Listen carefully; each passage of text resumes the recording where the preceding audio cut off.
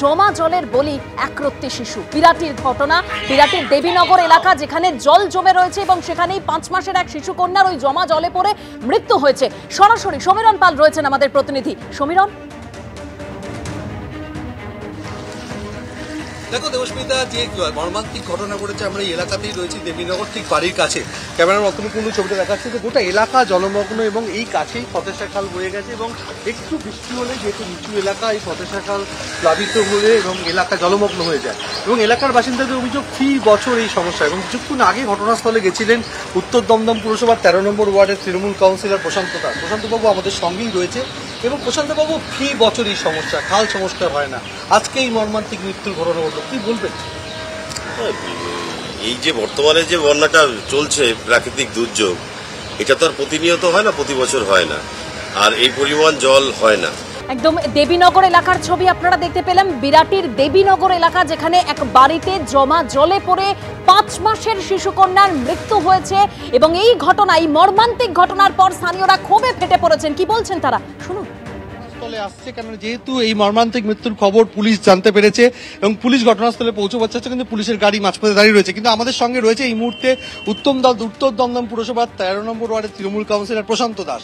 ফি বছর এলাকার মানুষের অভিযোগ যে একটু বৃষ্টি হলেই গোটা এলাকা জলমগ্ন হয়ে পড়ে এবং একটা এলাকার বাসিন্দাদের অভিযোগ যে ফি বছর জলমগ্ন হয়ে পড়ে এলাকা। আপনারা কোনো কাজ করছেন না খাল সংস্কার? 48 বছর ধরে এই ওয়ার্ডের কাউন্সিলর ছিলেন সিপিএম এর। আমি 2022 সালে জনপ্রতিনিধি হয়েছি। 2022 সালে আসার পরেতে আমার ওয়ার্ডে রাজ্যের মন্ত্রী চন্দ্রিমা ভট্টাচার্য, চেয়ারম্যান বিধান বিশ্বাসের সহযোগিতায় 65% রাস্তা সংস্কারের কাজ করেছি। প্রথম অখাতে যেরকম মানুষের পড়াশোনা শুরু করতে হয়, 48 বছর বাদে আমাকে আবার নতুন করে এই ওয়ার্ডে কাজ করতে হয়েছে। এখানকার যিনি কাউন্সিলর ছিলেন তিনি সিআইসি পিডব্লিউডির সিআইসি ছিলেন, কিন্তু ড্রেনেজ এর সিস্টেম কোনোরকম কোনো সিস্টেম করেননি। এই মুহূর্তে দাঁড়িয়ে আমাদের রাজ্যের মন্ত্রী, উত্তর দমদম পৌরসভার চেয়ারম্যান।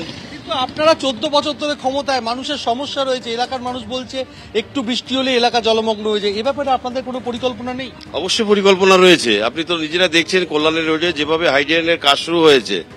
আমাদের অলরেডি মন্দিরপাড়া 13 নম্বর ওয়ার্ড সংলগ্ন মন্দিরপাড়া থেকে ফতেশা খাল পর্যন্ত 6,54,00,000 টাকা স্যাংশন করেছে।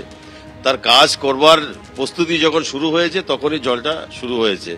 এই প্রাকৃতিক দুর্যোগ, এই দুর্যোগে যে জল, এই জল সারা জায়গায় প্লাবিত, জলটা যাবে কোথা দিয়ে? আমি দেখতে পাচ্ছ ছবিতেও এলাকার মানুষ কিভাবে কষ্ট করে আসছেন, তাদের প্রত্যেক দিনকার কাজকর্ম এভাবেই সারতে হচ্ছে, কেননা এলাকা পুরোপুরি জলমগ্ন হয়ে পড়েছে।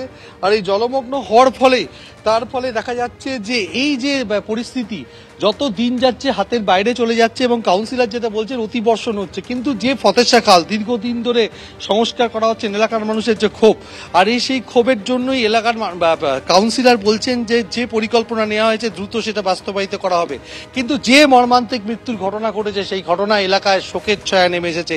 দীর্ঘদিন ধরে এলাকা জলমগ্ন, ঘরে জল, রাস্তায় জল। তোমাকে কিছুক্ষণ আগেও অতনু ছবি দেখাচ্ছিল যে গোটা এলাকা জলমগ্ন। আর এই জলমগ্ন হওয়ার ফলে এই যে 5 মাসের একরত্তি শিশুকন্যার মৃত্যু হয়েছে এবং গোটা এলাকায় তার জেরে শোকের ছায়া নেমে এসেছে।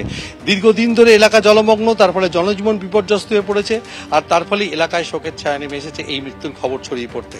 ধন্যবাদ সমীরণ।